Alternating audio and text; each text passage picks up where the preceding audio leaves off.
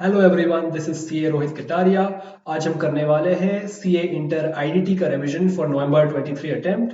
सो guys, before getting started, सबसे पहले channel को सब्सक्राइब करो, you get access to latest videos, और टेलीग्राम चैनल ज्वाइन कर लो, you get all the updates timely as soon as we publish. So guys, अभी शुरू करते हैं ये revision lecture, and let's hope you will find it very good and you will clear your attempt. So let's get started.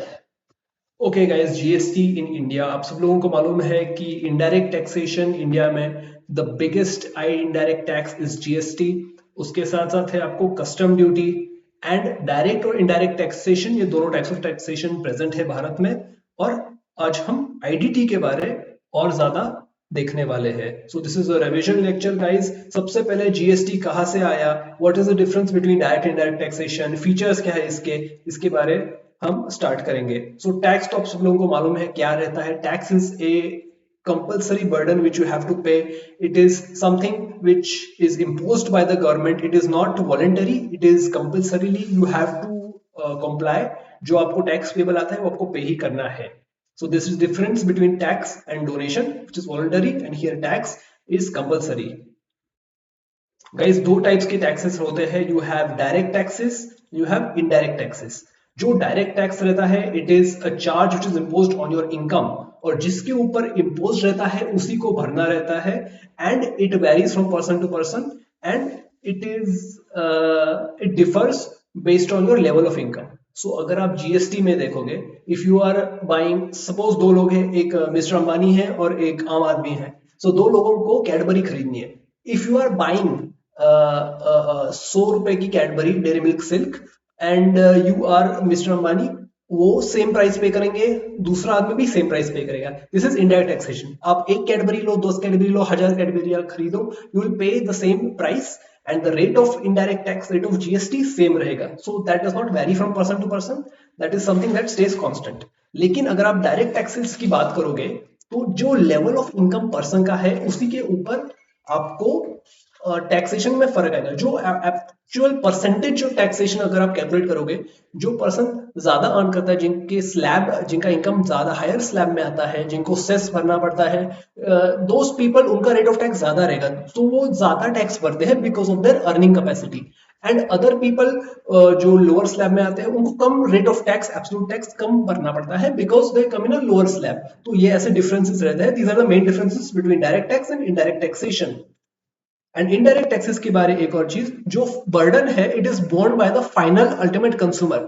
यानी कि अगर कोई एक प्रोडक्ट बनाता है जो 10 रुपए का है, उसमें और वैल्यू एडिशन करता है, 10 का प्रोडक्ट इंक्लूडिंग जीएसटी समझो 18% है, तो 11.8 rupees he will sell to the distributor. Distributor will sell to retailer, समझो 10 में आया है, वो 12 में बेचेगा, 12 प्लस जीएसटी। फिर फाइनली जो रिटेलर है वो 15 या 20 प्लस जीएसटी में फाइनल पर्सन को दे देगा। सो जो वो जीएसटी का कंपोनेंट है जो फाइनल कंज्यूमर पे कर रहा है, that is borne by him only. मतलब समझो 20 रुपए का बेचा, 18% को 3.6 रुपीज जीएसटी उससे रिकवर हो रहा है, तो 23.6 is being recovered by him. और जो पहले का जीएसटी उन्होंने भरा था, वो पूरा इस फाइनल कंज्यूमर से रिकवर हो रहा है, जो रिटेलर पे करेगा। तो this is one of the features of indirect tax or GST. It is levied on consumption and expenditure, right? मतलब आप जितना भी परचेस करोगे, जितना आपका खर्चे होंगे, उसके ऊपर वो डिपेंड करता है कितना जीएसटी पेबल होगा। मतलब if you are buying an item जिसके ऊपर जीएसटी लायबल है, then you will have to pay GST. GST automatically उसमें आएगा ही। तो this is based on consumption also, it is a consumption tax, and they are regressive in nature because it is not based on the ability to pay. यानी कि ये आप समझ लो, indirect taxation में whoever is buying, whoever is doing the transaction, it doesn't matter upon your financial status, your financial condition, same rate सब लोगों के लिए same रहता है, and there is no difference in that. So guys, these are the main differences. Direct tax is progressive in nature, indirect tax is regressive in nature. जैसे मैंने बोला था, all consumers bear equally the burden. In direct tax it is progressive, rate of tax is higher for people having higher ability to pay. उसके बाद भारत में indirect taxes में दो प्रकार है। सबसे बड़ा सबसे मेन है गुड्स एंड सर्विस टैक्स, जिसके बारे ये subject is more involve about on customs duty. जो हम इंपोर्ट करते हैं, एक्सपोर्ट करते हैं, उसके ऊपर कस्टम्स ड्यूटी भी लगता है। डायरेक्ट टैक्स का सबसे बड़ा है income tax, which you will get to know about in your IT subject. So guys, features of indirect taxation in India. आपको मालूम है जो इनडायरेक्ट टैक्स है वो एक बहुत बड़ा प्रोपोर्शन कंट्रीब्यूट करता है देश के इनकम के लिए, गवर्नमेंट के इनकम के लिए बहुत बड़ा सोर्स है ये। तो almost 50%, more than 50% of total tax revenues of central state government आता है from GST, indirect taxation, customs duty, all of this included. So ये बहुत इंपॉर्टेंट सोर्स ऑफ रेवेन्यू है सरकार के लिए। Tax on commodity and services, ये जो इनडायरेक्ट टैक्सेशन है ये सर्विसेज और गुड्स यानी कि मटेरियल्स इनके ऊपर अप्लाई होता है, and that is it is included in their price itself. और ये जो है it is a shifting of burden, whereas GST is paid by the supplier of the goods, लेकिन जो एक्चुअल बायर है वो पूरा बर्डन बेयर करता है और उससे वो पूरा का पूरा टैक्स रिकवर हो जाता है। और जीएसटी की एक भारी है, अगर आप दुकान में जाते हो और आप एक चीज लेते हो, पर समझो आप एक 10 रुपए का बिस्किट खरीदते हो, तो उसके ऊपर आपको समझेगा नहीं कि जीएसटी आप पे कर रहे हो या नहीं, क्योंकि इसमें गुड्स और सर्विसेज के प्राइस में बहुत बार जीएसटी कॉस्ट बंडल्ड रहता है, ऐसा सेपरेटली नहीं बताते। तो अगर आप if you go to a fancy supermarket, अगर आप समझो रिलायंस में जाते हैं, आपको एक बिल आता है, राइट? अगर आप वो बिल ध्यान से पढ़ोगे तो you will see the bottom there is a GST indicator कि कितना जीएसटी आपने पे किया, कौन से रेट का जीएसटी कितना आ रहा है, कौन से आइटम्स पे नील जीएसटी है, ये सब आपको देखने को मिलता है। लेकिन if in normal day life आप एक स्मॉल दुकान में जाके खरीदते हो तो आपको इतना महसूस नहीं होगा कि you are paying GST. It is inflationary. Tax जो है ये इन्फ्लेशन में कंट्रीब्यूट करता है क्योंकि it directly impacts the price of goods and services, and there is a wider tax base. तो ये मेन पॉइंट आपको ध्यान रखना है, क्योंकि हर एक आदमी सॉल्ट खरीदता है, हर एक आदमी बिस्किट्स, सन्ड्रीज, चिप्स, अलग अलग चीजें जिन पे जीएसटी आता है वो खरीदता है। एंड वन मोर थिंग, जो आपको मालूम है जो रेगुलर कमोडिटीज है like wheat, milk, dairy products, ये जो नॉन ब्रांडेड रहते हैं विच आर नॉन पैकेज्ड, इनके ऊपर जीएसटी नहीं लगता है। So some of these government has this expectation that items which are necessary to life, इनके ऊपर जीएसटी ना होना चाहिए, और अगर इनके ऊपर थोड़ा मतलब पैकेजिंग करके कर रहे हैं तो there is a higher like 5% GST. ऐसा ऐसे अलग अलग रूल्स है जो गवर्नमेंट ने किया है टू इंश्योर दैट जिधर जरूरत है वहां पे जीएसटी ना लगे, और जिधर लग सकता है उधर it should definitely be applied. So अगर आप चॉकलेट खरीद रहे हो जो एक डिस्क्रेशनरी स्पेंड है, उसके ऊपर आपको हाईएस्ट रेट ऑफ जीएसटी 28% पे करना पड़ेगा। So that this is something that happens. तो वाइडर टैक्स बेस है, बहुत लोग चीजें खरीदते हैं, इसके लिए lot of people are subject to indirect taxation, मतलब ज्यादा नेट में कवर होते हैं as compare to direct taxation, क्योंकि returns in India very few people file income tax returns. Promote social welfare.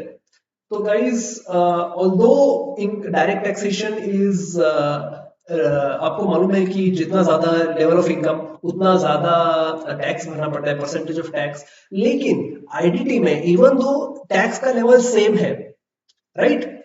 अमीर आदमी, नॉर्मल आदमी सेम टैक्स भरते हैं, लेकिन आपको मालूम है जो रिचर क्लास ऑफ पीपल रहते हैं, फॉर एग्जांपल अगर कोई इंपोर्टेड कार खरीद रहा है तो सरकार को मालूम है कि ये this person is belongs to a richer category, मतलब जिसको इसको ज्यादा टैक्स लगना चाहिए।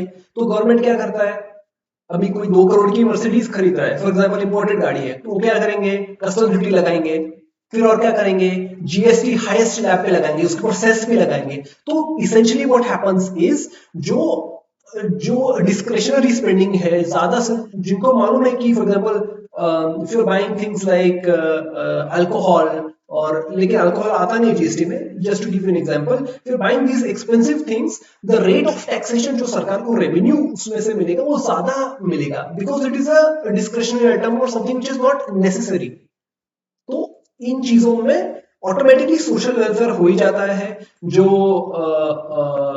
जो products, luxury products, sin products, ऐसे चीजों पे हायर रेट रहता है और गवर्नमेंट को रेवेन्यू मिल ही जाता है इन चीजों में से, एंड इट इज रिग्रेसिव। सब लोगों को सेम भरना पड़ता है। As I said earlier, GST is regressive in nature. So guys, GST जो है बहुत सालों से आ रहा है। फाइनली जो 2017 में इंट्रोड्यूस हुआ था, लेकिन 2000 से इसकी शुरुआत चालू हुई है। गोइंग क्विकली, 2017 में जीएसटी बिल पास हुआ था, आईजीएसटी बिल पास हुआ था, यूटीजीएसटी बिल पास हुआ था, और सब स्टेट्स ने बिफोर 1 जुलाई 2017 सब स्टेट्स ने उनके उनके रिस्पेक्टिव एसजीएसटी बिल्स पास किए थे। एंड गाइस, आपको मालूम है जो यूनियन टेरिटोरीज रहती हैं उनके पास लेजिस्लेशन नहीं रहते, तो to govern the GST for them there is a UTGST bill, union territory GST bill. And जो रिस्पेक्टिव स्टेट्स हैं उन्होंने उनके उनके बिल पास किए। So with effect from 1st July 2017, GST was put in place, and this is applicable to Jammu and Kashmir as well. Okay, so this is the chart जो आपको देखे 2000 से इसकी कॉन्सेप्ट शुरुआत हुई थी। फिर एवरीबडी स्लोली 2016 में इसको स्टीम मिली। उसके बाद अप्रैल 17 में CGST, IGST, UTGST and compensation cess act pass हुए। And finally GST meetings and all states passing the SGST act, and 1 जुलाई 2017, ये इंपॉर्टेंट डेट आपको याद रखना है, 1 जुलाई 2017 को जीएसटी लॉन्च हुआ था। मतलब इस तारीख से जीएसटी लागू हुआ। It was started to be put in place from 1 July 2017। Okay guys, one more thing I wanted to tell you, compensation cess जो रहता है ये एक सेस है जीएसटी के ऊपर, जो गवर्नमेंट ने पास किया था टू रिइंबर्स द स्टेट्स, क्योंकि कुछ स्टेट्स को लॉस हो रहा था बिकॉज प्रायर टू जीएसटी जो वैट रेजिम था उसमें उनको रेवेन्यू ज्यादा मिल रहा था कुछ चीजों पे, तो उसकी वजह से अभी उनको कॉम्पेंसेट करने के लिए कॉम्पेंसेशन सेस लाया गया है। You have to keep in mind that compensation cess was until 2022 June 30 तक ओरिजिनली एंटिसिपेटेड था, लेकिन government has extended compensation cess until 31st March 2026। ये आपको याद रखना है, until 31st March 2026 government had extended compensation cess, because Covid का period आया था, उस वक्त स्टेट्स को बहुत लॉस हुआ था, तब कुछ इकोनॉमिक एक्टिविटी नहीं थी, इसलिए उनको कॉम्पेंसेट करने के लिए वो लॉस्ट पीरियड के लिए they have extended the duration of compensation cess till 31st March 2026। Moving on, पहले जीएसटी के पहले क्या था? जीएसटी के पहले बहुत सारे टैक्सेस थे। वैट था, सीएसटी था, लग्जरी टैक्स, एंटरटेनमेंट टैक्स, ये बहुत सारे टैक्सेस थे और बहुत कंफ्यूजिंग था टैक्स पेयर्स को कंप्लायंस मेंटेन करने में, और for government also to implement everything. और डुअल जीएसटी सिस्टम आप लोगों को मालूम है क्या रहता है? जो डुअल सिस्टम रहता है उसमें सेंट्रल गवर्नमेंट, स्टेट गवर्नमेंट दोनों टैक्स कलेक्ट करते हैं। सेंट्रल गवर्नमेंट यानी कि जो भारत सरकार है, government of India, and state government also including union territories, दोनों टैक्स लगाते हैं in addition to the central government. तो इंडिया में भी डुअल जीएसटी मॉडल है, यानी कि एसजीएसटी है, यूटीजीएसटी है, सीजीएसटी है, so they also charge GST. तो basically basic concept of GST क्या है? It is a value added tax. जो टैक्स है वैल्यू एड है, मतलब जितना भी आप उस चीज पे, उस सर्विस पे वैल्यू ऐड करोगे उतने ही कंपोनेंट पे आपको टैक्स भरना पड़ेगा। तो we will get that from example later on. और continuous chain of tax credits, मतलब आप एक सर्विस करोगे, उसके ऊपर आपको इनपुट मिलेगा, आप फर्दर ऑन करोगे, फर्दर सप्लाई मेक करोगे, उसके ऊपर आपको आउटपुट पे करना पड़ेगा। नेट मतलब टैक्स क्रेडिट का एक चेन बन जाता है। इट्स नॉट एज इफ आपको बहुत ज्यादा बर्डन पड़ता है जीएसटी का। आप इनपुट लेते हो, आउटपुट पे करते हो, जितना डिफरेंस है उसके ऊपर आपको पे करना है in regards to your economic activity. Burden borne by the final consumer, as I said. अगर आप समझो एक एसी खरीद रहे हो, जो जितने भी सप्लायर्स है वो बिल करते हैं, वो एक बड़े कंपनी को, डाइकिन फॉर एग्जांपल को, उनके यूनिट सेल करते हैं, फिर डाइकिन पूरा असेंबल करता है, फिर फाइनली जो आपको क्रोमा शोरूम में से मिलता है, आप एसी खरीदते हो, उसमें जो इंक्लूडेड रहता है जीएसटी, वो आप ही बेयर करते हो। मतलब जो डिफरेंस है उन्होंने जो पे किया है छोटे छोटे सप्लायर्स ने, प्लस जो वैल्यू एड जो मेजर बड़े कंपनी जिसके ब्रांड से आप एसी खरीद रहे हो, उसने जो वैल्यू ऐड किया है उसके ऊपर वो जीएसटी भरता है। फिर फाइनली पूरा का पूरा जीएसटी आप भरते हो, आपके खिस्से से में से जाता है, and government gets paid. That is the burden borne by final consumer. और जीएसटी में सबसे बड़ी जो इंप्रूवमेंट हुई थी, सबसे major reason that is better than the previous regimes is that there is no cascading of taxes, यानी कि टैक्स पे टैक्स नहीं है, एक ही टैक्स है और वो सब कुछ निपट लेता है। So under you will get to know with this example. So right, अगर 1 लाख की चीज है उसके ऊपर 18% जीएसटी है, वो मैन्युफैक्चरर डिस्ट्रीब्यूटर को बेचता है फॉर 1 लाख रुपीज, डिस्ट्रीब्यूटर समझो 1,11,200 को बेचता है, राइट। तो इसके ऊपर जीएसटी कितना लगा 18% के हिसाब से 20,000 जीएसटी। तो क्या होता है, डिस्ट्रीब्यूटर को क्या मिला मैन्युफैक्चरर से, आईटीसी मिला 1 लाख रुपए पे 18,000 मैन्युफैक्चरर ने पे किया था सरकार को। जब उसने डिस्ट्रीब्यूटर को पे किया तो उतना 18,000 का उनको इनपुट मिलता है, और उन्होंने बेचा कितने में डिस्ट्रीब्यूटर ने रिटेलर को, 1,11,000 को। तो उसमें जो जीएसटी आता है 20,000 वो उनको भरना है सरकार को। तो वो क्या करेंगे, अभी उनको 18,000 का इनपुट मिला है और इतना उनको पे करना है।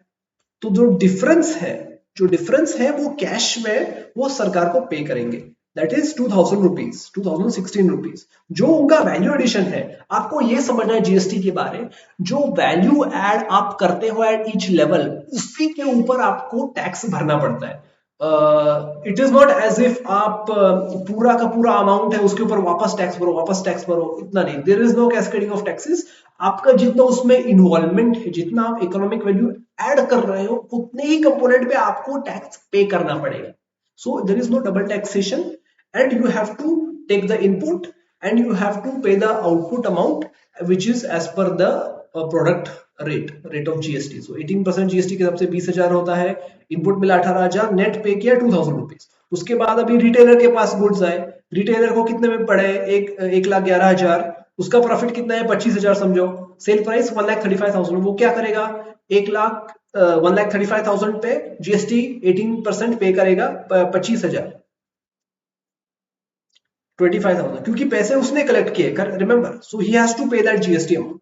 पैसे रिटेलर के पास आए, समझो 1,11,000 का, समझो ये एप्पल का आईफोन है, राइट, ऐसा समझो। और you go to the store, आप एक अनरजिस्टर्ड पर्सन हो, आप स्टोर में जाकर वो चीज खरीदते हो 1,60,000 में। जो रिटेलर को 1,11,000 में पड़ा है नॉट इंक्लूडिंग जीएसटी, उसमें वो प्रॉफिट ऐड करके 1,35,000 में आपको बेच रहा है। जीएसटी ऐड करने के बाद उसकी फाइनल कॉस्ट है 1,60,000। सो उसका जो रिटेलर का जो इनपुट मिलता है, जो डिस्ट्रीब्यूटर ने भरा था, राइट, 20,000 जीएसटी उसको इनपुट मिलता है, और फाइनली उसने जब बेचा 1,35,000 में, उसके ऊपर कितना जीएसटी होता है 24,000। सो बेसिकली रिटेलर को क्या भरना है, डिफरेंस अमाउंट। डिफरेंस कितना हुआ 20,000 और 24,000 में, 4,400 ही pays to the government.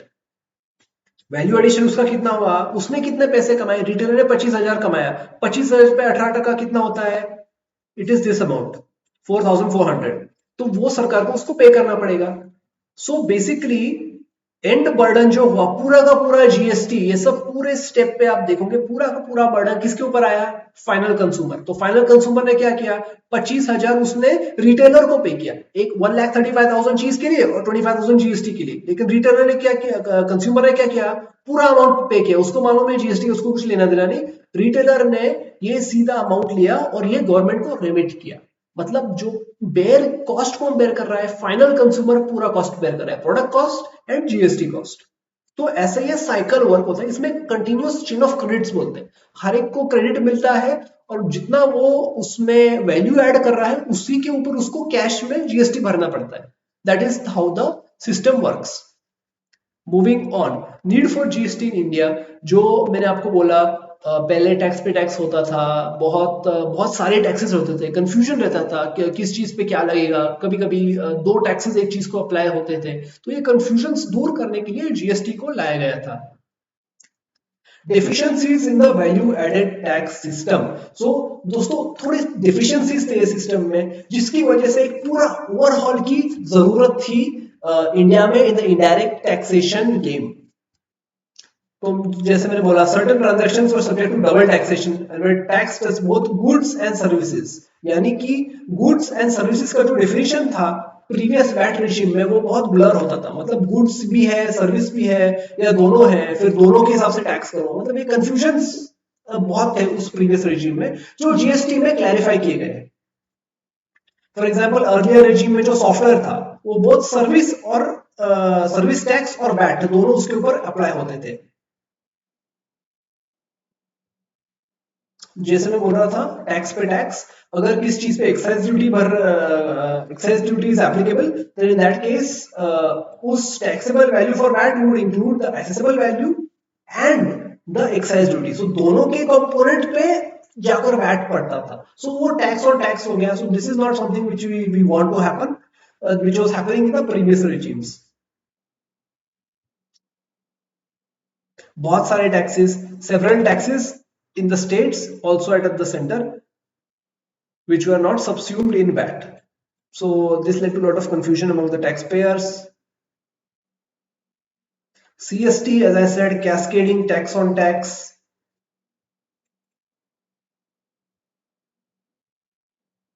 Non-inclusion of several levies in state tax, यानी कि पहले LBT लोकल बॉडी टैक्स, वैसे बहुत सारे टैक्सेस रहते थे जो इन स्टेट वैट में सब्स्यूम नहीं होते थे। मतलब इधर भी पे करो उधर भी पे करो, मतलब कंफ्यूजन होता था यार कितना टैक्स पर पे करना है। This led to problematic situation for the tax payers, and due to which government finally decided to come out with GST to be a holistic comprehensive approach to indirect taxation in India।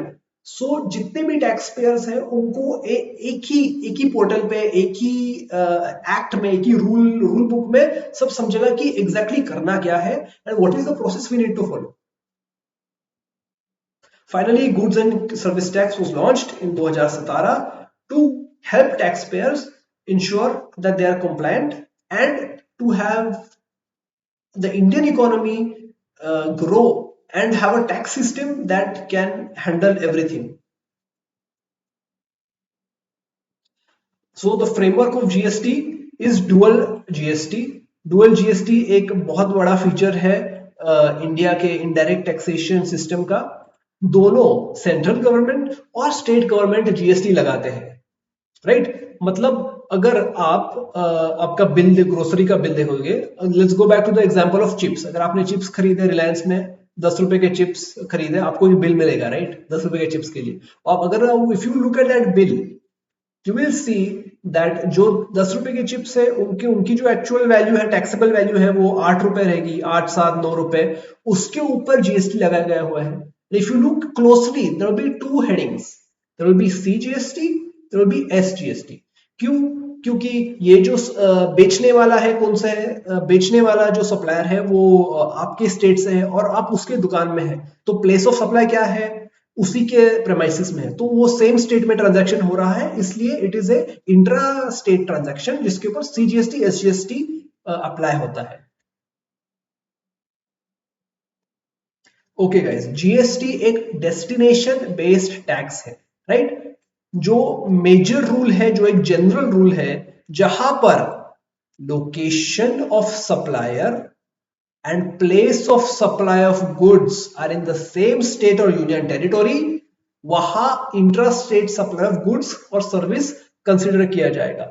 मतलब जिधर supplier है और जहां माल जा रहा है, जहां पर सर्विस प्रोवाइड हुई है, अगर वो सेम स्टेट में है, सेम स्टेट या फिर सेम यूनियन टेरिटोरी में, फिर उसको इंट्रास्टेट सप्लाई ऑफ गुड्स और सर्विसेज कंसिडर किया जाएगा। इंट्रास्टेट मतलब क्या? इंट्रास्टेट मतलब सेम स्टेट में सप्लाई हो रहा है। तो where location of supplier and place of supply of goods are in two different states, it is classified as interstate supply of goods or services। तो बेसिकली इंट्रास्टेट है, इसका meaning क्या होता है? उस ट्रांजैक्शन के ऊपर सीजीएसटी एसजीएसटी अप्लाई होगा। मतलब सेंटर को भी, सरकार भारत सरकार को भी पैसे मिलेंगे और जो आपकी स्टेट्स गवर्नमेंट है उसको भी पैसा मिलेगा। CGST for central government, SGST for state government. S और यूनियन गवर्नमेंट जो है, यूनियन टेरिटरी गवर्नमेंट, उनको भी मिलता है अगर इंट्रास्टेट ट्रांजैक्शन है and it is taking place in union territory. जो अंडमान निकोबार आइलैंड्स में ट्रांजैक्शन हो रहा है, तो 50% of the amount will go to UT GST, यानी कि अंडमान निकोबार सरकार, and 50% will go to central government, यानी कि government of India. Where the location of supplier and place of supplier in two different states or two different union territories, two different states, It is treated as an interstate supply of goods and services. Meaning interstate supply मतलब क्या, जो supplier है वो एक दूसरी जगह में बैठा है और जहां पे माल जा रहा है, जहां पर सर्विस एक्चुअली रेंडर की गई है, that is in a different state. समझो I am in sitting in Delhi, में दिल्ली में हूं और मुझे एक supplier, I am a seller of laptops, और मेरा जो क्लाइंट है जिसने मेरे से ऑर्डर की गई है वो गोवा में बैठा है. तो that person, I am the supplier, I am sitting in Delhi, the place of supply is in Goa, क्योंकि वहां पर मुझे लैपटॉप डिलीवर करना है. तो इन that case it is a interstate supply. उस पे आईजीएसटी आईजीएसटी लेवी होता है. मतलब IGST for integrated GST, it is a sum total of CGST and SGST. मतलब एक ट्रांजैक्शन पे आइदर 18% सीजीएसटी एसजीएसटी होगा, 18, 5, 12, 28 जो भी रेट है वो रेट से होगा. एंड इफ इट्स आईजीएसटी, पूरा का पूरा 12%, 18% पूरा पूरा आईजीएसटी हेड के अंडर पेबल होगा. आईजीएसटी मतलब क्या, this is the sum amount which is levied by the central government on all interstate supply. तो जो भी सप्लाई ट्रांजैक्शन होगा सर्विस गुड्स का जो इंटरस्टेट कैटेगरी में आता है, उसके ऊपर पूरा का पूरा टैक्स जो है वो सेंट्रल सरकार, भारत सरकार को जाएगा. स्टेट गवर्नमेंट को उसमें से कोई भी हिस्सा नहीं मिलेगा. पूरा का पूरा समझो 18% का ट्रांजैक्शन है, पूरा 18% अमाउंट सेंटर को जाएगा बाय मींस ऑफ आईजीएसटी. तो ये आपको समझना है. एंड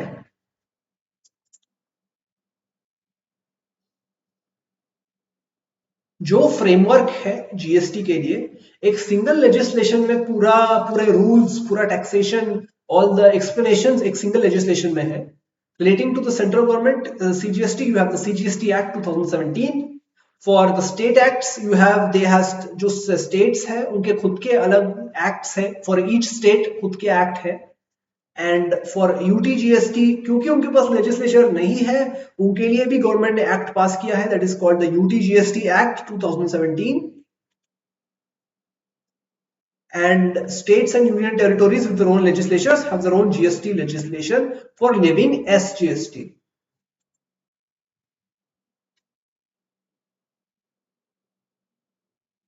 ओके, आप लोगों को एचएसएन मालूम है क्या है? HSN code. Okay, let's take this as an example. If you are selling, अगर आप एक मोबाइल फोन बेच रहे हो और अगर आप एक लैपटॉप बेच रहे हो, तो समझो दोनों पे अलग अलग रेट ऑफ टैक्स है. तो सरकार को कैसे समझेगा कि इस पर्सन ने क्या बेचा है, क्योंकि हर एक पर्सन अलग अलग टाइप करेगा, अलग अलग बिल में अलग नाम डालेगा. तो सरकार को समझेगा कैसे एग्जैक्टली चीज क्या है जिसने बेची है, what is the exact service this person has provided on which this XYZ rate of tax is applicable. So to understand that we have HSM classification, a coding system, जिसके ऊपर से एक particular good या एक particular service को एक code मिलता है जिसके ऊपर से उसका रेट ऑफ टैक्स ठहरता है. तो गाइस HSN कोड उसको बोलते हैं. It is called a harmonised system of nomenclature. It is used for classifying goods under GST. So HSN system is used for classifying goods and services and for assigning them a rate of tax. Coming to registration. तो guys, हर एक supplier of goods और services जिसको GST के अंदर register होना चाहिए, he has to compulsorily get himself registered for GST and he has to comply with all the regulations और the compliances. उसको हर महीने रिटर्न फाइल करना है और every quarter depending on the case वो कॉम्पोजिशन रजिस्टर्ड है, उसको टैक्स पे करना है every quarter, file return every quarter. हर एक पर्सन जिसको जीएसटी के अंदर आना चाहिए, he has to get compulsorily registered, he has to follow with all the rules and pay taxes as per the regulations. तो guys let me tell you, ये important है, ये आपको ध्यान में रखना है क्योंकि अलग अलग स्टेट्स को अलग अलग थ्रेशहोल्ड अप्लाई होता है. सो गाइज ये 4 स्टेट्स है, you have to remember the names, right. ये आ सकता है एमसीक्यू में, आ सकता है, you have to remember all of these things. जो स्टेट्स को थ्रेशहोल्ड लिमिट सरकार ने 10 लाख दिया है for supplier of goods and services. मतलब जो भी पर्सन जिसका टर्नओवर बीट इन गुड्स और सर्विसेज, उसका टर्नओवर अगर 10 लाख से ऊपर है एक फाइनेंशियल ईयर में, 10 लाख से ऊपर उसका अगर टर्नओवर है, he has to get himself compulsorily registered for GST. ये कौन से 4 स्टेट्स है? You have Manipur, you have Mizoram, you have Nagaland, you have Tripura. तो ये 4 नॉर्थ ईस्टर्न स्टेट्स है जिनको 10 लाख का थ्रेशोल्ड अप्लाई होता है। तो you have to remember what are they? MMNT आपको एक्रोनिम बनाकर आपको इनको रिमेंबर करना है। मणिपुर, मिजोरम, नागालैंड, त्रिपुरा, ये स्टेट्स को 10 लाख का लिमिट अप्लाई होता है। एंड ये स्टेट्स है जिनको 20 लाख का लिमिट अप्लाई होता है। These are Arunachal Pradesh, Meghalaya, Sikkim, Uttarakhand, Puducherry, Telangana. ये स्टेट्स को 20 लाख का लिमिट अप्लाई होता है। एंड और एक पॉइंट है, जो 40 लाख का लिमिट है, 40 lakhs का जो लिमिट है उसमें एक कैवियट है, एक क्लॉज है। सो 40 lakhs is only for supplier of goods, और वो भी इंट्रा स्टेट। मतलब क्या? अगर आप सामान बेचते हो, अगर आप गुड्स सप्लाई करते हो, वो भी आप ही के स्टेट में, मतलब आप इंटर स्टेट ट्रांजैक्शंस नहीं करते हो। You do not sell to people outside your own state. मतलब जो आपका लोकेशन है और आपका प्लेस ऑफ सप्लाई है वो आपके स्टेट के बाहर नहीं है, उस केस में आपको 40 लाख का लिमिट मिलता है। Right? Okay,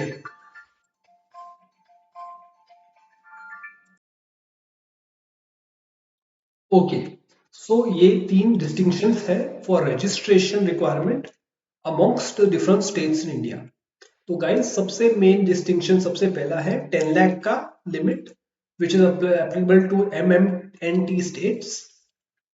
Then next is a 20 lakh limit for supplier of goods and or services, which is applicable to these states. इसका मतलब ये है कि इन 6 states को, for this 6 states, you do not get the 40 lakh for supplier of goods threshold.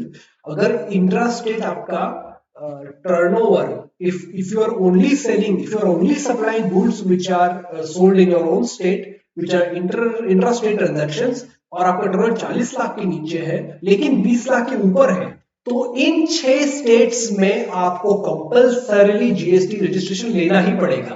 तो इसका meaning है 40 lakhs का अगर आपके पास कोई पर्सन है जो सप्लाई करता है सिर्फ इंट्रा स्टेट ट्रांजैक्शन, उस बंदे को इन स्टेट्स में, all other states except these states, उसको जीएसटी रजिस्ट्रेशन लेने की जरूरत नहीं है।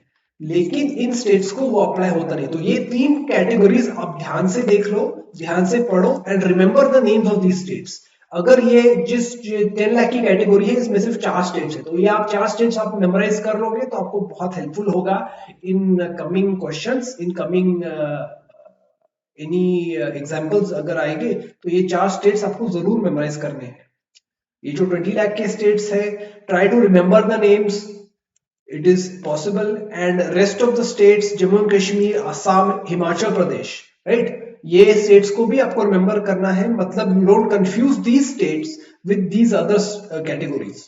So states with threshold limit of 20 lakh for supplier and services, 40 lakh for supplier of interstate goods, Jammu Kashmir, Assam, Himachal Pradesh, all other states, Maharashtra, Goa, Tamil Nadu, all other states, इनको ये apply होता है।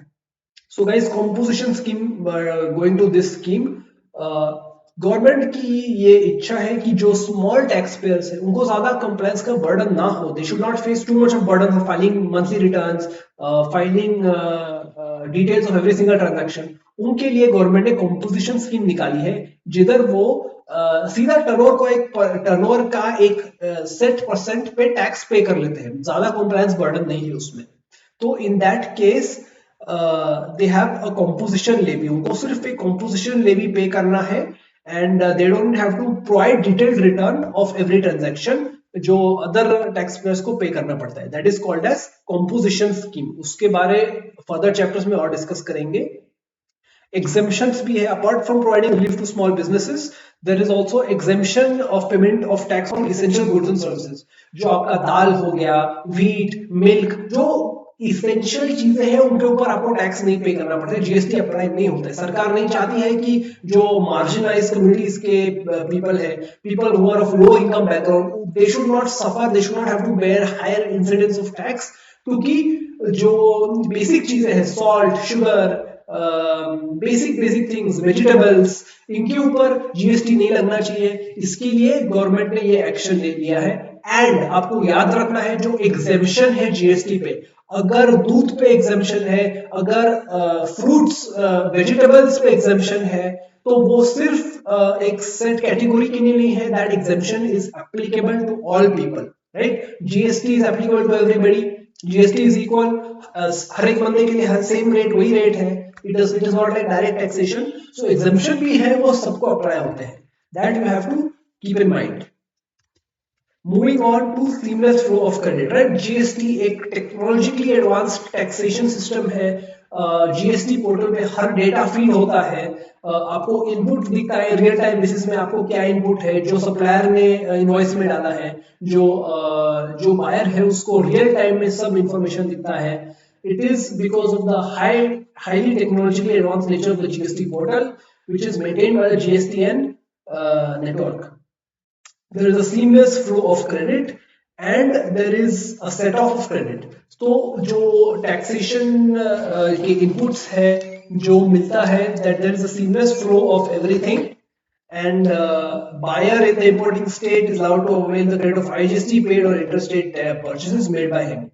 मतलब जो भी transaction हो रहा है, अगर even if it is IGST transaction, जो इंटरस्टेट ट्रांजैक्शन है, उसका जो इनपुट है वो आप इंट्रास्टेट आउटपुट के अगेंस्ट भी ले सकते हो।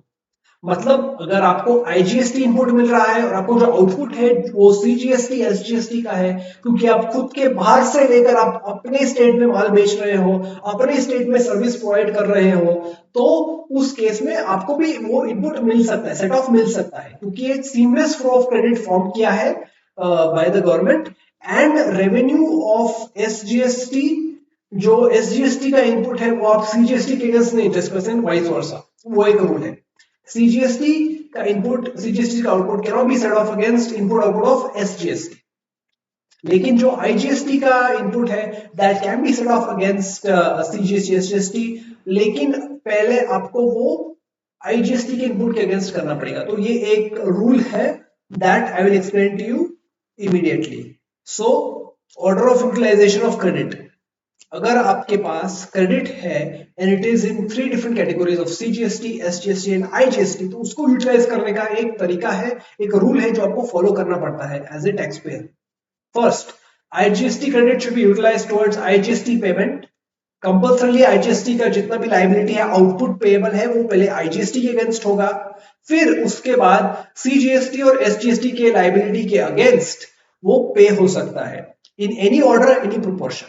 समझो मेरे पास 1000 रुपए का आईजीएसटी क्रेडिट है, इनपुट आईजीएसटी है, और मेरी आईजीएसटी की आउटपुट लायबिलिटी 200 रुपए है, तो कंपल्सरली 200 रुपए मुझे आईजीएसटी पे ही करना है। जो रिमेनिंग 800 है वो मैं जैसे चाहूं मैं सीजीएसटी एसजीएसटी आउटपुट के अगेंस्ट सेट ऑफ कर सकता हूं।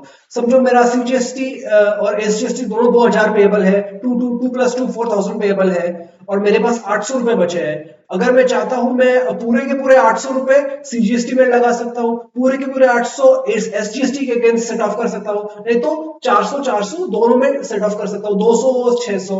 However, I wish I can set off against CGST and SGST from my IGST input. IGST input खत्म होने के बाद आपका जो CGST है वो पहले यूटिलाइज होना चाहिए पूरे CGST की पेमेंट में और फिर IGST में अगर कुछ बचा है तो।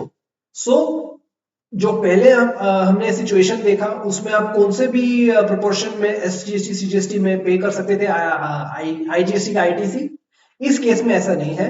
इस केस में जो सीजीएसटी का इनपुट टैक्स क्रेडिट आपको मिलता है, पहले सीजीएसटी के अगेंस्ट आउटपुट होगा, पहले सीजीएसटी के जो पूरे लायबिलिटीज है वो पे ऑफ हो गए, उसके बाद ही आईजीएसटी के अगेंस्ट आप यूटिलाइज कर सकते हो।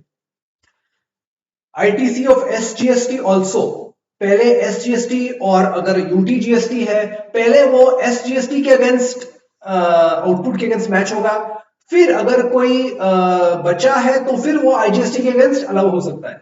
सो you have to keep in mind ITC of IGST किधर भी एडजस्ट हो सकता है, आईटीसी ऑफ सीजीएसटी और SGST it can only be adjusted against its own head, and अगर कुछ अमाउंट बचा है तो फिर IGST. ITC of CGST cannot be utilized for payment of SGST and vice versa. जो आपको इनपुट मिलता है एसजीएसटी के अगेंस्ट या फिर सीजीएसटी के अगेंस्ट, वो आप एक दूसरे के अगेंस्ट सेट ऑफ नहीं कर सकते हो, that is not allowed. And अगर जैसे मैंने बोला, एसजीएसटी और सीजीएसटी का जो आईटीसी है पहले उसी के आउटपुट के अगेंस्ट यूज करना चाहिए। एसजीएसटी का आईटीसी एसजीएसटी के आउटपुट के लिए पहले पूरा यूटिलाइज होना चाहिए, उसी के बाद जो रिमेनिंग अमाउंट है वो आईजीएसटी के लिए यूज हो सकता है। सेम केस इन सीजीएसटी, पहले जो पूरा सीजीएसटी का इनपुट है पहले सीजीएसटी के आउटपुट के लिए यूटिलाइज होना चाहिए, अगर कुछ बचा है तो ही वो आईजीएसटी के लिए यूज हो सकता है, आईजीएसटी के आउटपुट अमाउंट पेबल पे करने के लिए। And keep in mind once more, ITC of CGST cannot be utilized for payment of SGST, and SGST का ITC CGST के पेमेंट के लिए नहीं यूज कर सकता है। ये इंपॉर्टेंट रूल है which you have to keep in mind. Let's look at an example. Supplier would start charge dual GST, 10,000 की चीज थे, उसके ऊपर 1800 का टैक्स है, divided into two equally, 900 CGST 900 SGST, total price charge 11,800 rupees.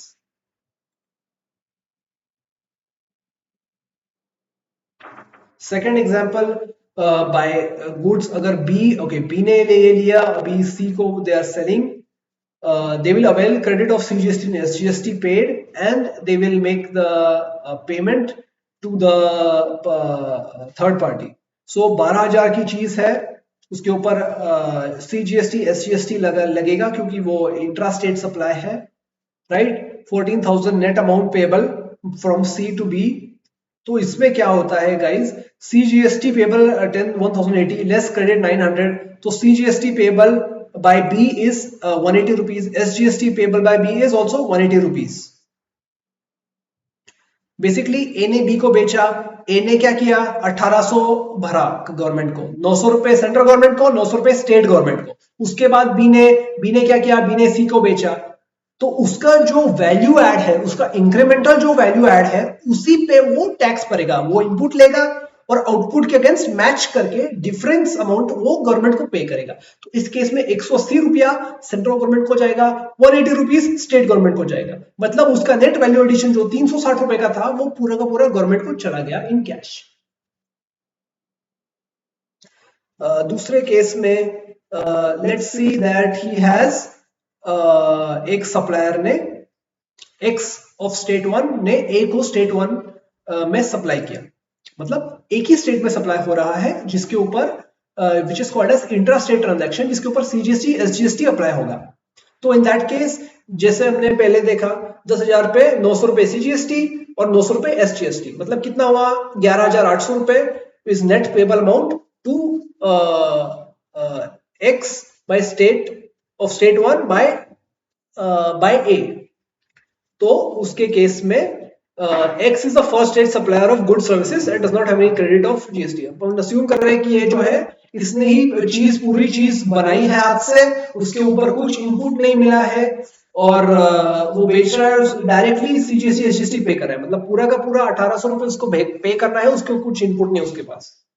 उसके बाद जिसने गुड्स लिए, ए ने गुड्स लिए, उसने क्या किया, he sold to B of state 2, मतलब जो ए है, मिस्टर ए समझो अगर तमिलनाडु में है, उन्होंने मिस्टर बी को बेचा, जो मिस्टर बी कर्नाटका के हैं उनको उन्होंने बेचा, तो उसके ऊपर क्या होगा, वो ट्रांजैक्शन को क्या क्लासिफाई करेंगे, because it is involving people of 2 states, उसको इंटर स्टेट ट्रांजैक्शन क्लासिफाई होगा, जिसके ऊपर IGST पे करना पड़ेगा। तो समझो उन्होंने, ओके, ए ने कितने में लिया, 10,000, उसका प्रॉफिट कितना हुआ, 20% वो प्रॉफिट लगा के 2,000 प्रॉफिट रखेगा, 12,000 में बेचेगा। So on that 12,000 rupees he has to now charge IGST because it is an interstate transaction। तो कितना होगा 18% के हिसाब से, 2,000 rupees will be the IGST which is payable as per 18% rule। तो टोटल अमाउंट 14,000 चार्ज होगा। तो इसमें अभी अपने को देखने का है कि कैसे ये सेट ऑफ होगा, कैसे कंप्यूटेशन होगा नेट अमाउंट, क्योंकि उसका तो जो इनपुट है वो CGST SGST का है, तो will see how that gets adjusted. तो IGST जो है दैट इज 2,000 पेबल, उसके पास क्रेडिट कितना है, CGST का 900 रुपए, SGST का 900 रुपए, तो पूरा का पूरा अलाउड है, पूरा का पूरा सेट ऑफ हो सकता है। IGST के अगेंस्ट CGST का क्रेडिट पूरा मिलेगा, एसजीएसटी का पूरा मिलेगा, क्योंकि उसके पास आईजीएसटी का इनपुट नहीं है तो सीधा अपन सीजीएसटी एसजीएसटी का इनपुट ले रहे हैं।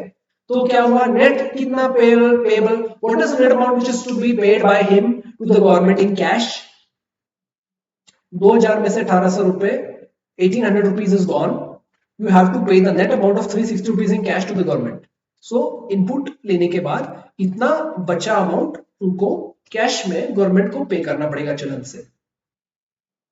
So that is how it works in an interstate transaction, even if you have input of from a intrastate transaction. So these are the situations. So let's see this example. Supply of goods by B of state 2 to C of state 2, value addition 20%.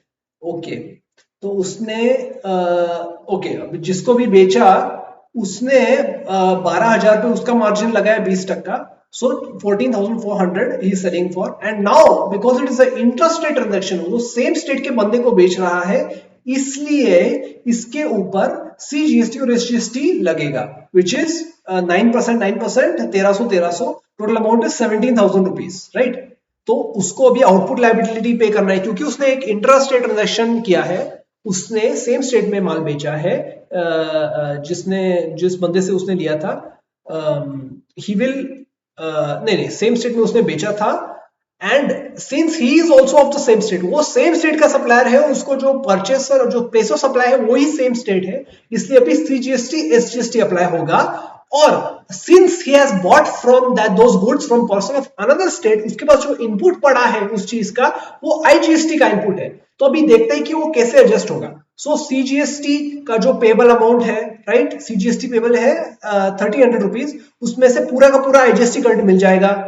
मतलब क्या हुआ, CGST payable नील, zero, क्योंकि IGST तुम्हें जैसे चाहिए तुम वो adjust कर सकते हो। IGST amount can be adjusted in any amount in any proportion against CGST SGST, मतलब आपको पूरा का पूरा सी के अगेंस्ट एडजस्ट करना है, अलाउड है। उसके बाद क्या हुआ, एसजीएसटी पेबल 1,300 रुपए। फिर अपन ने क्या किया, अपने पास कितने बचे, आईजीएसटी कितना बचा एडजस्ट करने के लिए, 864 रुपीज, तो पूरा का पूरा एसजीएसटी के अगेंस्ट बचा हुआ अमाउंट एडजस्ट कर लिया, और अभी अपने को 430 रुपए 432 rupees will have to pay as SGST to the state government, क्योंकि अपने पास उतना क्रेडिट अवेलेबल नहीं था, तो वो कैश में एसजीएसटी को भर सकते हैं। अगर आप चाहते हो तो आप पूरा का पूरा 1,300 रुपए एसजीएसटी के अगेंस्ट एडजस्ट कर सकते हो, फिर रिमेनिंग 860 रुपए आप सीजीएसटी के अगेंस्ट एडजस्ट करके 430 रुपए आप सीजीएसटी पे कर सकते हो, वो भी एक ऑप्शन है। अगर आपके पास आईजीएसटी का इनपुट है, आप कैसे भी कौन से भी प्रोपोर्शन में सी और एस के अगेंस्ट एडजस्ट कर सकते हो, that is the liberty has been given to you. लेकिन इस केस में उन्होंने एसजीएसटी के अगेंस्ट कम एडजस्ट किया, और 400 रुपए वो एसजीएसटी पे करेंगे टू स्टेट गवर्नमेंट। मतलब इस केस में आप देख सकते हो, इस ग्राफ में देख सकते हो कि कैसे रेवेन्यू सेंट्रल और स्टेट गवर्नमेंट के बिलो ट्रांसफर होता है। तो 900 ऑफ स्टेट 1, 1,800 रुपए पहले गए थे, फिर उसके बाद ए टू बी में 360 रुपीज और ऐड हुआ, फिर ट्रांसफर में एक का रेवेन्यू गया, एक का रेवेन्यू बढ़ा, तो ऐसे करके आप देख सकते हो कि कैसे जो अल्टीमेट कंजम्पशन है उस person belonging to that state, उसको रेवेन्यू अक्रू होना चाहिए। जहां पे अल्टीमेटली सर्विस प्रोवाइड हो रही है, जहां पे अल्टीमेटली प्रोडक्ट कंज्यूम हो रहा है, उसी प्लेस को रेवेन्यू टैक्स मिलना चाहिए। तो सेंट्रल गवर्नमेंट को अगर आईजीएसटी ही है ट्रांजैक्शन, तो उस पर पूरा का पूरा सेंट्रल गवर्नमेंट को मिलना चाहिए, लेकिन अगर सीजीएसटी एसजीएसटी कंपोनेंट है तो स्टेट गवर्नमेंट को भी मिलना चाहिए। तो सेंट्रल गवर्नमेंट को इस पूरे केस में 1,300 रुपए ट्रांजैक्शन मिलता है, और गवर्नमेंट ऑफ स्टेट 2 को 1,300 मिलता है, as you can see in this graph. तो ऐसे टैक्स कैस्केड होता है, टैक्स इनपुट आउटपुट एडजस्ट करने के बाद गवर्नमेंट को, सेंट्रल गवर्नमेंट को चला जाता है, कुछ स्टेट गवर्नमेंट को चला जाता है। सो this is the chain which is followed. All of you must have heard of the GST common portal. किन लोगों ने जीएसटी पोर्टल के बारे में सुना है, जो जीएसटी की वेबसाइट है, official website of the goods and service tax network. तो ये जो एक वेबसाइट है, बहुत ही टेक सैवी वेबसाइट है, बहुत एडवांसमेंट्स हुए हैं इसमें, बहुत सारे फीचर्स है इसमें।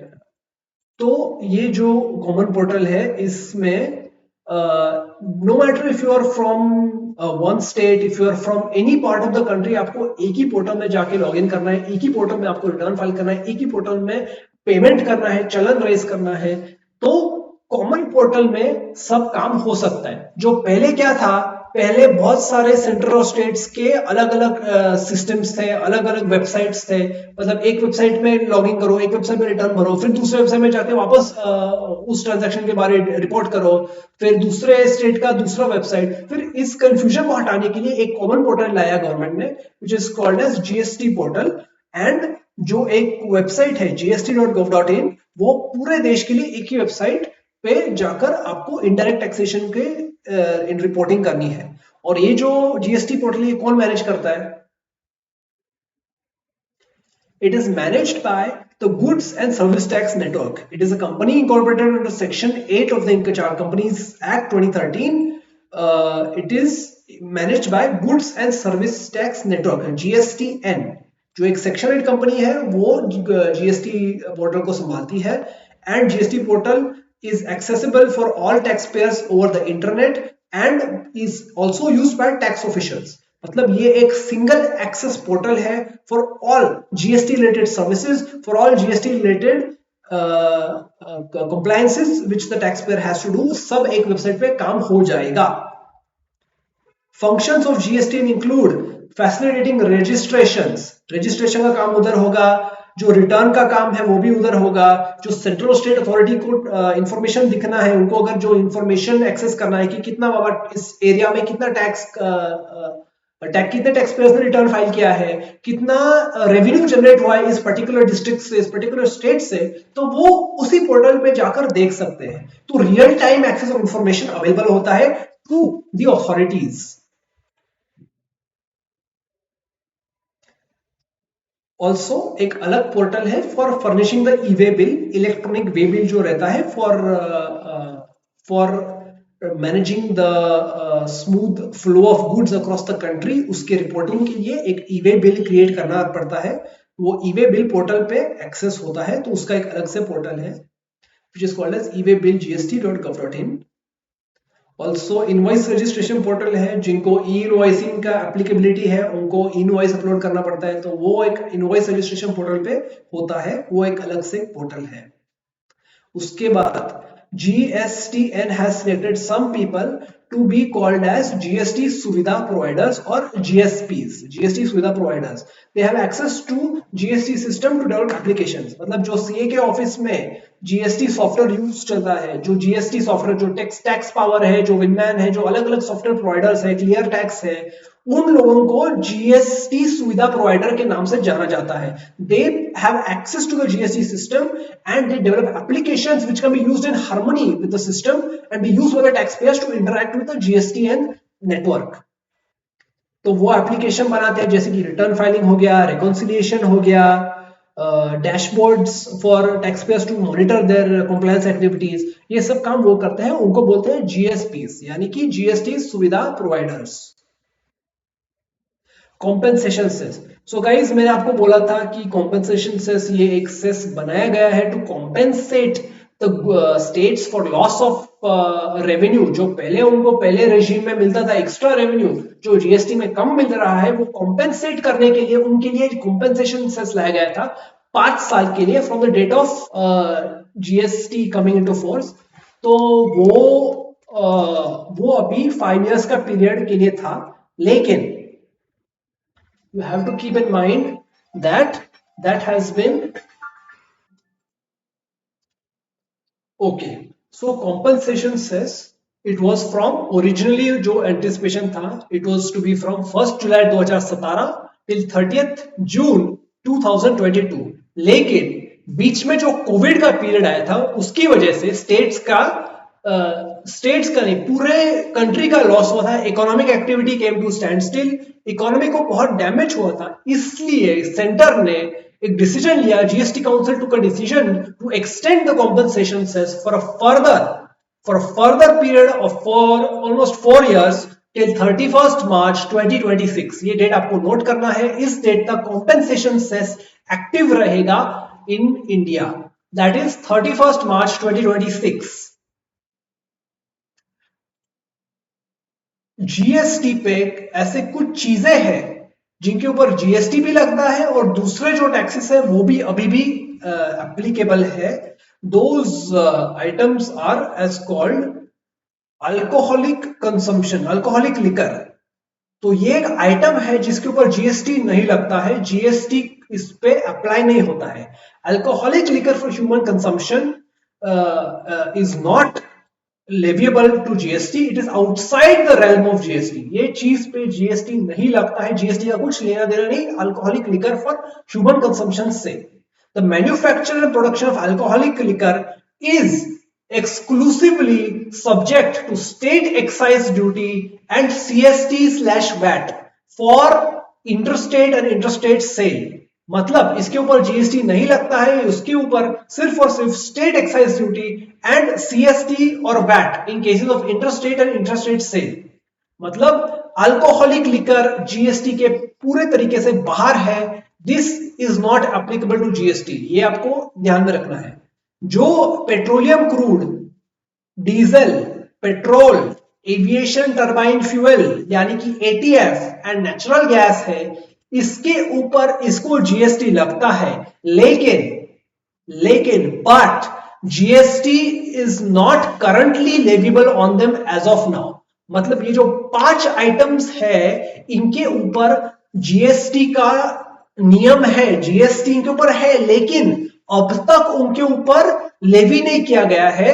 एक सर्टेन डेट जब जीएसटी काउंसिल डिक्लेयर करेगी उस डेट से जीएसटी लगना शुरू होगा. लेकिन अब तक उनके ऊपर जो पुराने टैक्सेस थे, जो सेंट्रल एक्साइज ड्यूटी है, सीएसटी है, वैट है, वो अब तक उनके ऊपर लेवेबल है. जिस डेट से जीएसटी काउंसिल डिसीजन लेगी कि उनके ऊपर फाइनली जीएसटी लगाना है, इस तारीख से उस तारीख से जीएसटी लगना शुरू होगा. तो अब तक इन 5 चीजों पे जीएसटी प्रेजेंटली लेवेबल नहीं है, लेकिन जीएसटी के एम्बिट में वो आता है. What are those 5 items? आपको याद रखना है. पेट्रोलियम क्रूड यानी कि अनरिफाइंड पेट्रोल, ये एक अलग कैटेगरी है, उसको बोलते हैं crude oil, petrol crude, diesel petrol जो अपना रिफाइंड पेट्रोल आता है जो अपन गाड़ी में डालते हैं, फिर एटीएफ जो प्लेन्स में डलवाता है, एविएशन टर्बाइन फ्यूल, उसके बाद natural gas, cooking gas, natural gas. ये 5 चीजों पे अब तक जीएसटी नहीं लगता है, लेकिन they are under the ambit of GST, ये आपको याद रखना है. उसके बाद टोबैको, ये एक ऐसी अनोखी चीज है जिसके ऊपर जीएसटी भी लगता है और सेंट्रल एक्साइज ड्यूटी भी अप्लाई होता है. This is a unique item जिसके ऊपर जो परव्यू ऑफ जीएसटी में है, जीएसटी लेविएबल है. उसके साथ साथ गवर्नमेंट ने ये पावर भी रखा है to levy excise duty on tobacco and tobacco products manufactured in India. मतलब इस चीज के ऊपर टोबैको के ऊपर जीएसटी के साथ साथ सेंट्रल एक्साइज ड्यूटी भी लगेगा, दोनों चीजें लगेंगे उसके ऊपर. It is a sin product. उसके लिए government wants to does not want to promote it much. Government wants to have as much revenue from it as possible because it is a sin product, इसलिए उसके ऊपर GST भी लगेगा, central excise भी लगेगा. उसके बाद opium, Indian hemp and other narcotic drugs.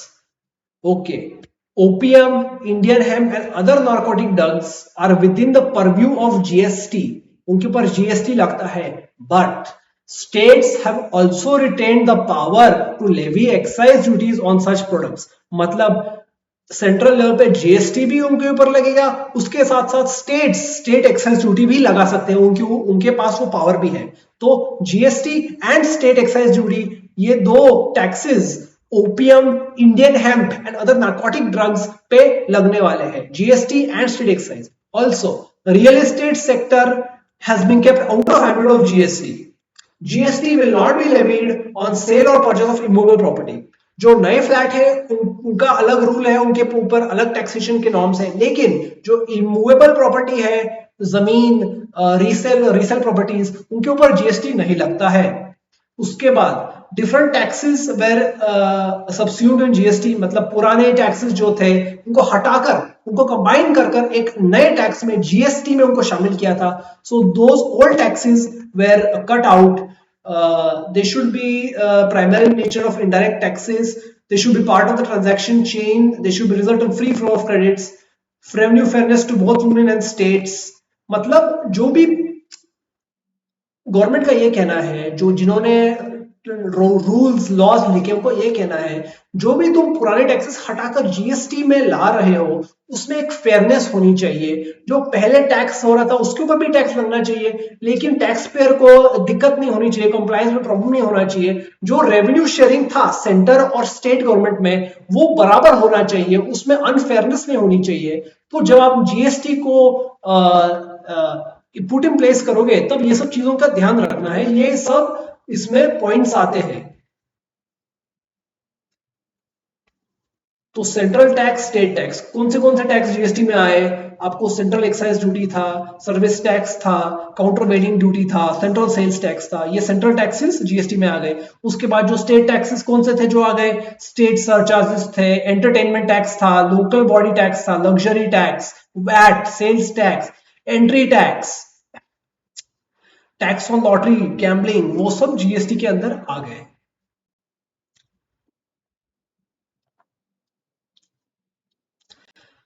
Okay, to recap, alcohol for human consumption not under GST. 5 petrol products जो अपन ने देखे थे जीएसटी के अंडर है, लेकिन अब जीएसटी किस डेट से एप्लीकेबल होगा वो अब तक नहीं डिसाइड किया है। The date from which GST will be applicable has not yet been decided by the GST council, but these 5 petroleum products come under the ambit of GST. उसके बाद entertainment tax levied by local bodies, तो power to tax remains with local bodies. जो अपने municipal corporation है उनके ऊपर entertainment tax collect करने की अभी भी अथॉरिटी है, तो वो टैक्स उनके पास, वो पावर उनके पास है। टोबैको एक ऐसी चीज है जिसके ऊपर जीएसटी भी है और एक्साइज ड्यूटी लगाने का पावर भी उनके पास है। तो tobacco is a thing under which GST and excise duty दोनों लगेंगे। उसके बाद आते हैं बेनिफिट्स के ऊपर, क्या क्या बेनिफिट्स है जीएसटी के। अभी till date we have discuss so many things that GST has brought, GST has changed, there are certain benefits which accrue to the government, to the country, to the citizens because of GST being put in place। तो क्या क्या है? One national market, एक market है, common market. किधर भी भारत में किसी भी कोने में जाओ उस चीज पे एक सिमिलर रेट ऑफ टैक्स लगेगा।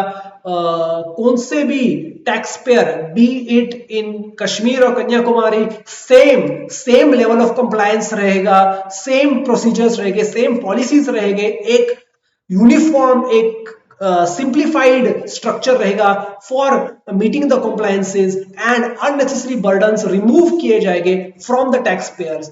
It is due to the creation of a unified national market that GST has brought to India। Boost to the Make in India initiative, boost to make in India, जो India में manufacturing production के capacities, capabilities लानी थे, जो China के साथ compete करने के लिए एक नया एज है, GST has brought that by making the system simplified.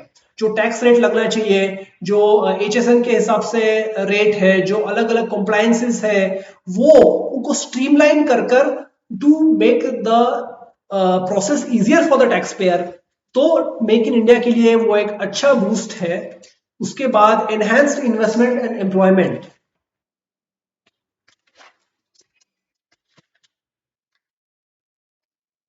GST आने की वजह से जो कंपनीज को, इंडस्ट्रीज को बूस्ट मिला है in terms of exporting, in terms of more new markets, access to new markets, जहां पर due to difficulty of doing business market में एक्सेस नहीं था, उसकी वजह से उनको एम्प्लॉयमेंट क्रिएट करने के अपॉर्चुनिटीज मिले। They have created employment, they have enhanced investment and simplified tax structure, ease of doing business, certainty in tax administration, easy tax compliance because of new tools like the GST portal, because of new technologies, ये compliance करना बहुत आसान हुआ है।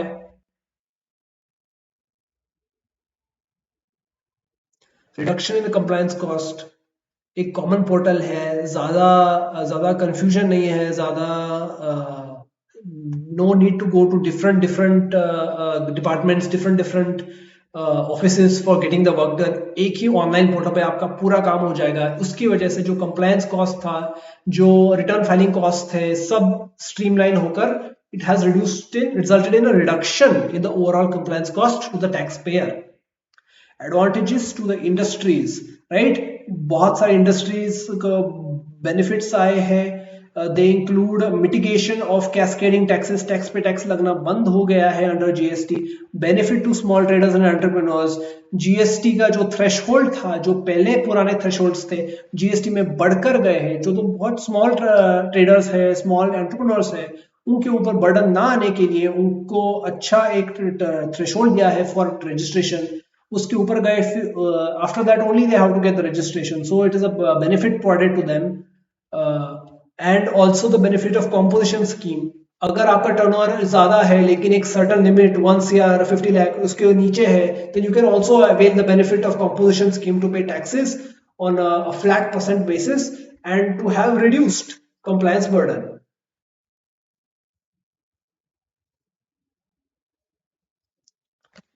Okay, तो coming to the constitutional provisions, Bharat में एक 3 tier structure है, यूनियन गवर्नमेंट है एट द सेंटर, फिर स्टेट गवर्नमेंट्स है फॉर ईच स्टेट, फिर लोकल गवर्नमेंट जो अपने ग्राम पंचायत रहे विलेजेस के लिए, municipal corporation for the cities. तो ये 3 tier एक फेडरल स्ट्रक्चर है, उसमें power to levy taxes is distributed among the 3 tiers of government. तो उसमें एक लिस्ट है जिसको आपको समझना है और अंडरस्टैंड करना है। तो आर्टिकल 265 कॉन्स्टिट्यूशन क्या कहता है? No tax shall be levied और कलेक्टेड एक्सेप्ट बाय अथॉरिटी, मतलब कोई भी किसी से भी टैक्स पैसे नहीं मांग सकते टैक्स के नाम पर, you have to have been given the authority by constitution, मतलब सरकार ही ये काम कर सकती है। 245 क्या कहता है? Relationship between union and states, parliament can make laws for whole or any part of territory of India, and the legislation of a state may make laws for the whole or part of the state. No law made by Parliament shall be deemed to be invalid on the ground that it will have extraterritorial operation. Article 246, guys 246 में ये मिलता है कि respective authority to union and state, मतलब union government किस चीज पे लगाएगा टैक्स, स्टेट गवर्नमेंट किस चीज पे लगाएगा, what is the division of authority, ये यूनियन लिस्ट में अपने को देखने को मिलता है। सो एज पर आर्टिकल 246 इसमें 3 लिस्ट्स है जिसमें आपको समझता है कि which things on which things union government can tax, which things state government can tax, and on which things both of them can tax equally. तो ये concurrent lists को कहते हैं। इसके अंदर the matters in respect of which both the central and state government have the power to make laws.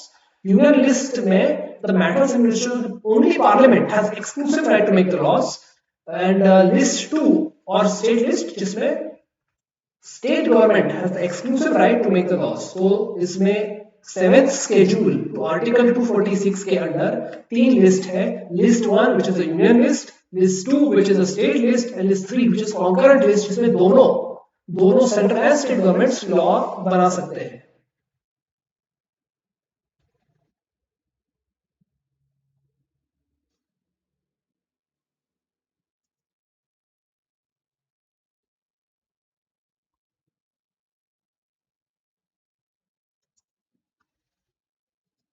Legislature of every state has the power to make laws with respect to goods and services imposed by such union or such state.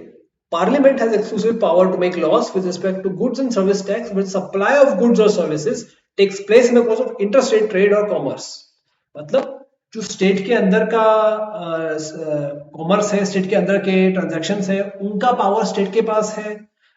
Parliament का power है in respect to interstate trade यानी फिर national trade, the power rests with the parliament.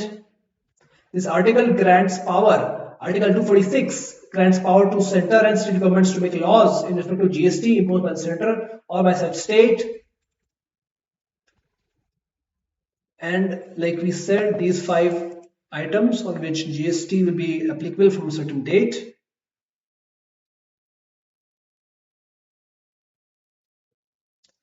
Article 269A states that GST on supplies should be levied and collected by the government, and such tax shall be apportioned between the union and states in a manner as provided by parliament by law.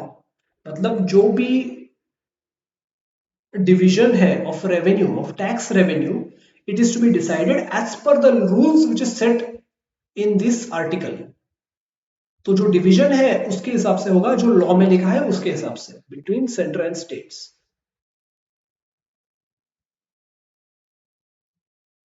So these are the definitions.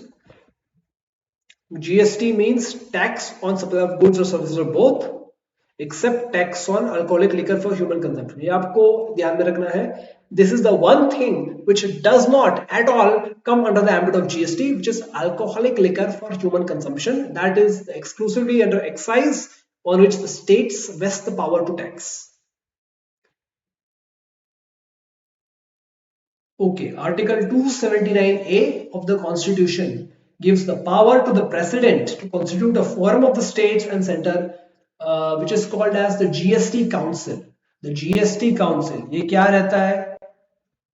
This is the apex body which can make rules relating to the GST in the nation, which has representation of the center, यानी कि central government Bharat सरकार and state governments, जो state के finance ministers है, जो state के governments है, उनको भी रिप्रेजेंटेशन मिलता है and they are all a part of the GST council which makes laws related to GST for the nation.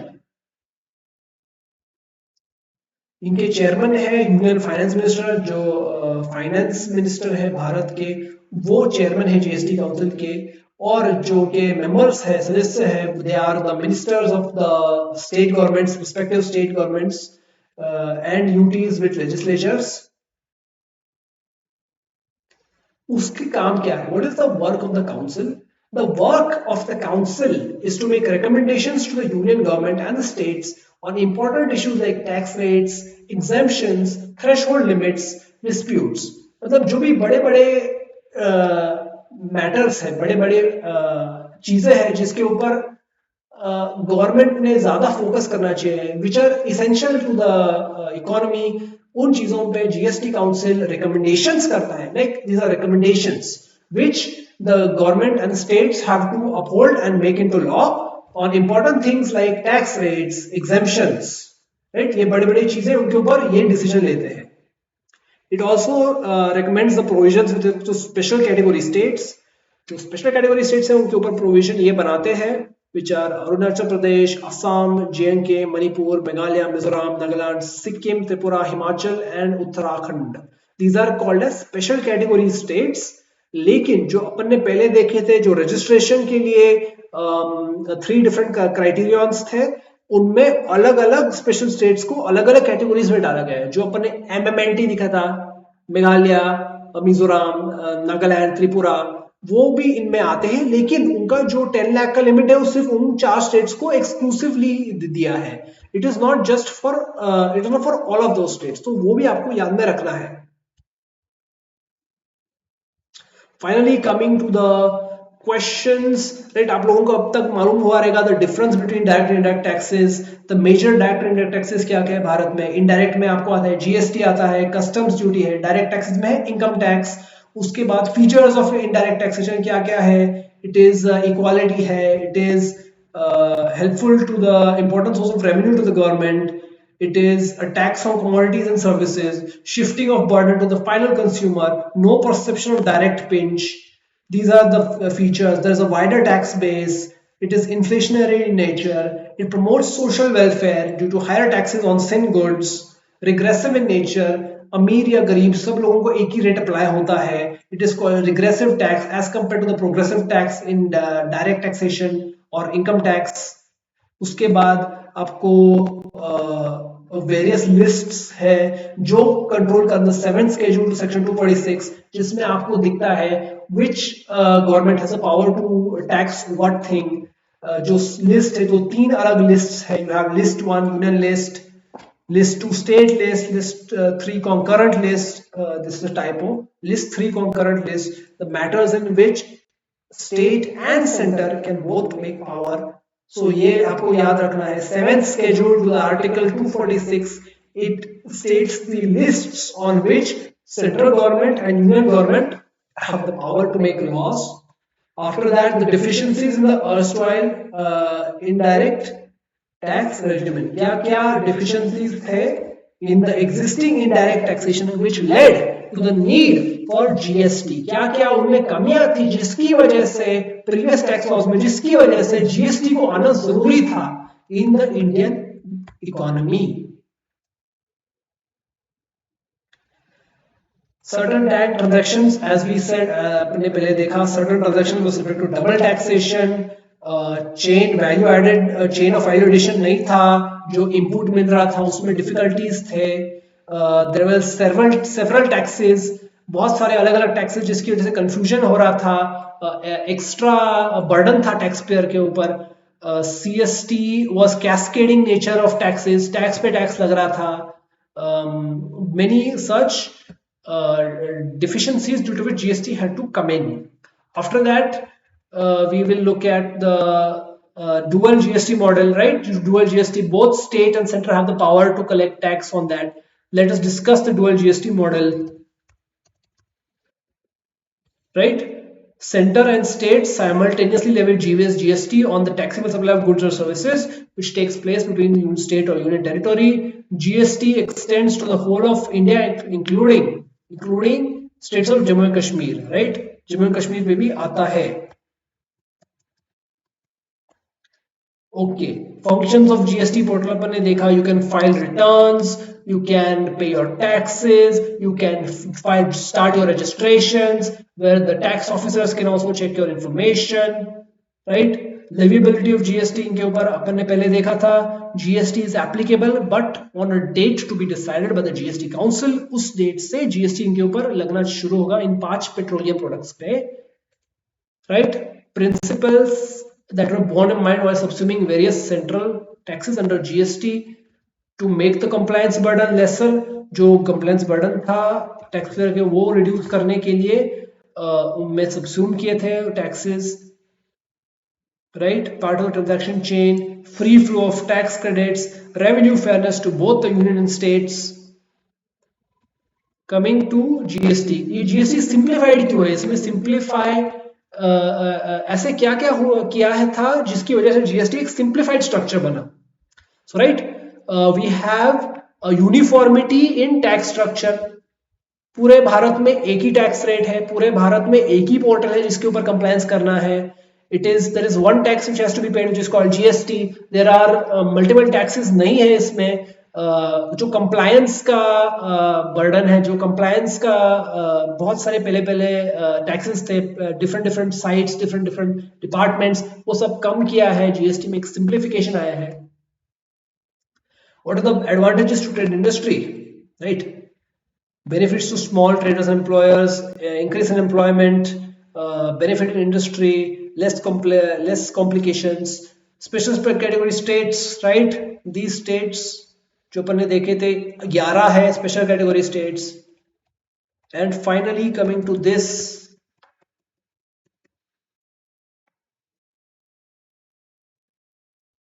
लेविएबिलिटी of GST on tobacco, right? Tobacco पे जीएसटी लगता है, उसके साथ साथ एक्साइज भी लगता है, राइट? दोनों एप्लीकेबल है क्योंकि वो एक सिन प्रोडक्ट है. So these are some of the questions. And later on we will also do some reviews of RTPs, of mock tests, वो भी आने वाला है. इसके लिए do subscribe to the channel for more upcoming revision videos and join the Telegram channel. तो आपको सब जो updates हैं timely manner में मिल जाएंगे. Thank you for watching. अभी इसके बाद chapter 2 का आएगा, all the chapters के revision videos आने वाले हैं तुरंत. So subscribe for that. Thank you guys for watching. CA Rohit Kataria signing off.